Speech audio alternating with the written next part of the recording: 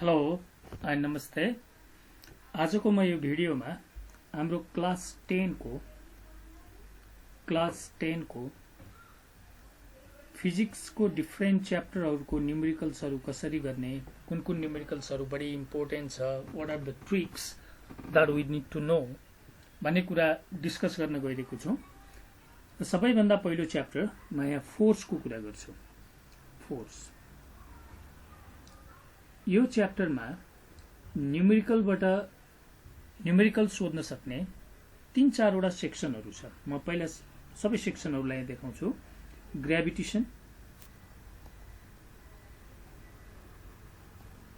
Next gravity, next acceleration due to gravity,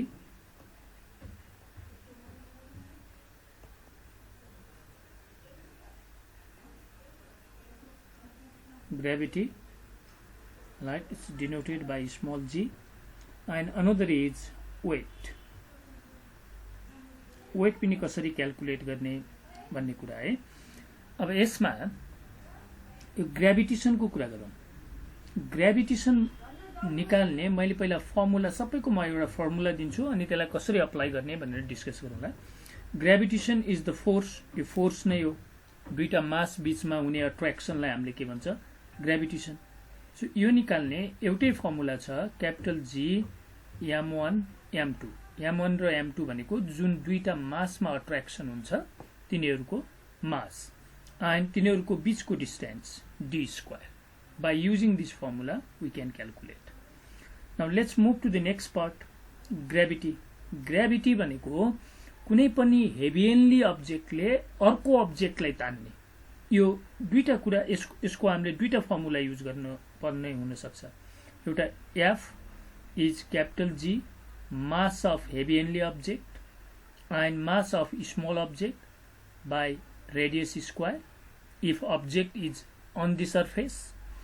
If object is at certain height, then we need to use formula Gm by r plus कति हाइटमा छ त त्यो हाइटको square. Fine. Acceleration due to gravity पनि हामी दुईटा फर्मुलाबाट निकाल्न सक्छ। एउटा स्मल g इज इक्वल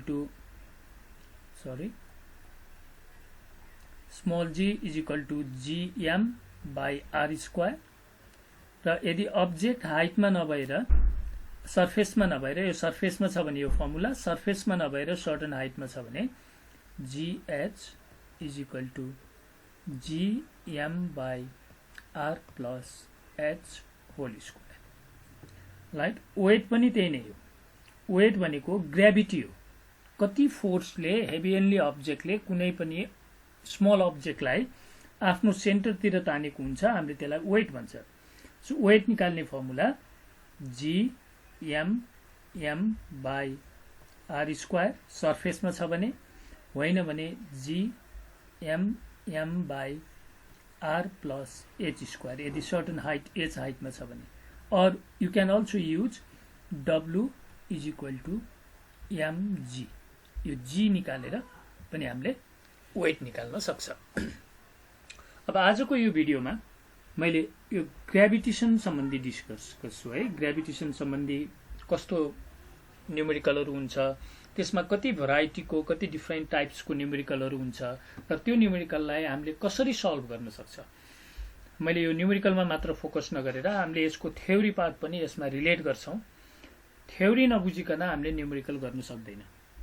त्यही भएर हामीले पहिला थ्योरी क्लियर भयौं भने न्युमेरिकलको एउटा पिक्चर आउँछ, र त्यो पिक्चरलाई हामीले बुझेर बल्ल हामीले सल्भ गर्ने हो। अब मैले यसमा ग्रेभिटेसनको पार्टमा जान्छु।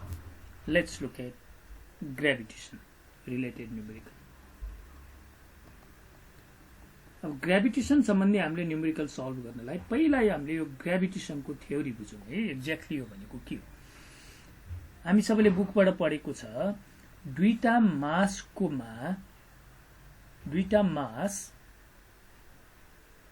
जुन अट्र्याक्सन हुन्छ, how these two masses attract each other, and this force of attraction between two masses, say this is object A, this is object B, alright, the distance between them from their center is F, and there exists a mutual force of attraction between them.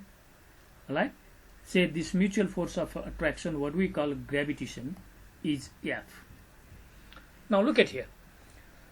So these two masses attract each other, and this attraction is mutual attraction. That means the force by which A attracts B, by the same magnitude of force, B also attracts A.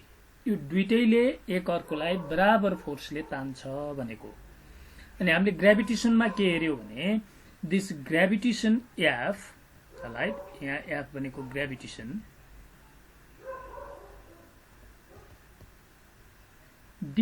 mainly depends on sorry, two factor. यो दुईटा फ्याक्टरमा depend गर्छ. एउटा masses of object, another distance between them from their center. I will simply write distance between them. Look, these are the two factors that affects the force of attraction between two objects. Now, if we change mass, हामीले यदि मासलाई change गर्यो भने पनि force will be changed. If we change distance, the force will also be changed. अब हामीलाई numerical सोध्दा दुई प्रकारको न्यूमेरिकल हुन्छ यसमा. एउटा हेर्नुस् त, यो हाम्रो जुन यो फर्मुला छ F is equal to G m1 m2 by d square. यहाँ हेर्नुभयो भने पाँचवटा क्वान्टिटी छ. त्यो पाँचवटा क्वान्टिटी के हो पहिला हेरौँ. दुईटा मासेस छ, अब्जेक्ट A र अब्जेक्ट B को मास. एउटा डिस्टेन्स छ, डिस्टेन्स बिट्विन देम. एउटा तिनीहरूको बीचमा हुने अट्र्याक्सन फोर्स छ, वान फोर्स छ, ग्रेभिटेसन भन्दा पनि हुन्छ, र अर्को universal gravitational constant capital G छ. इट्स भ्यालु इज नोन. यसको भ्यालु भनेको 6.67 into 10 to the power minus 11 newton metre square per KG square. यसको भ्यालु हामीलाई थाहा हुन्छ, यो कन्स्ट्यान्ट हो. त्यही भएर जुन यो पाँचवटा क्वान्टिटीहरू छ, यो पाँचवटा क्वान्टिटीमा 4 आर अननोन, चारवटा क्वान्टिटी आर अननोन. राइट. अब हामीलाई स्ट्रेट सजिलो न्यूमेरिकलमा के हुन्छ भने out of this 4 unknown quantities 3 quantities will be given. यो दुईटा मासेस, एउटा डिस्टेन्स देला, तीनवटा भयो, र फोर्स सोध्यो, फोर्स कति हो भनेर सोध्छ. अथवा यो चारवटा अननोन क्वान्टिटीमा एउटा मास दिएको छ, डिस्टेन्स दिएको छ, फोर्स दिएको छ, एउटा मास सोध्यो. Isn't it? Out of these 4, 3 quantities will be given. 3 quantities will be given and 1 find गर्नुपर्ने हुन्छ. यो त सजिलो भयो हैन. चारवटा क्वान्टिटी जो अननोन क्वान्टिटी छ, तीनवटा दिया छ, डाइरेक्टली यो फर्मुला युज गर्ने अनि क्याल्कुलेसन गर्ने, निकाल्ने. जस्तै यो हेरौँ त, एउटा मैले सिम्पल प्रब्लम भन्छु. 2 masses of 15 kg and 10 kg are kept at a distance of 2 meters apart. Calculate the force of attraction between them. The force of attraction between them. Alright. अब यो क्वेशनलाई हामीले पहिला पिक्टोरियल प्रेजेन्टेसन गरौँ है. यहाँ के छ रे भन्नुस् त. 2 masses of 15 kg and 10 kg are kept at a distance of 2 meters apart भन्छ. जस्तै हेर्नुस्, एउटा यो मास भयो, यसलाई मान्नुस् यो 15 kg छ, यो 15 kg रहेछ. Right. Say this is m1. अब अर्को मास छ, 10 kg. Say this is m2.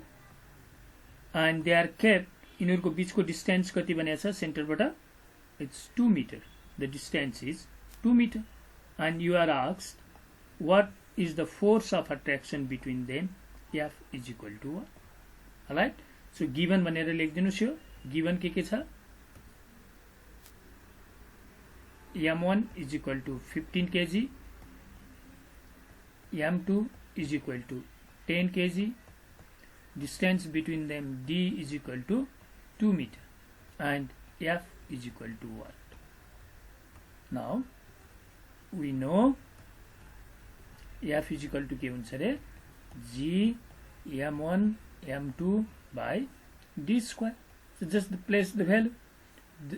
G is universal constant. You need to learn its value. That is 6.67 into 10 to the power minus 11 into m1 is 15 kg, m2 is 10 kg, and distance between them is 2 meter, and formula is d square, so 2 whole square.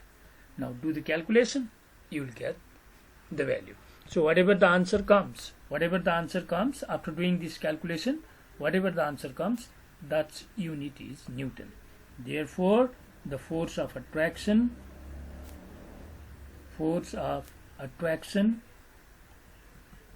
between them, you must write this sentence at last, between them is equal to whatever the answer comes, that much Newton. So this way, one of the simple type of numerical related to gravitation we can solve. There is another numerical, as I said, the gravitation depends on two factors. Gravitation depends on two factors, masses and distance between them. In another type of numerical, you will be given a condition where either masses are changed or distance between them is changed or both of them are changed. So in next video I will discuss how can we solve such type of problems in which either masses or distance between the attracting objects are changed. So this much for today. Thank you.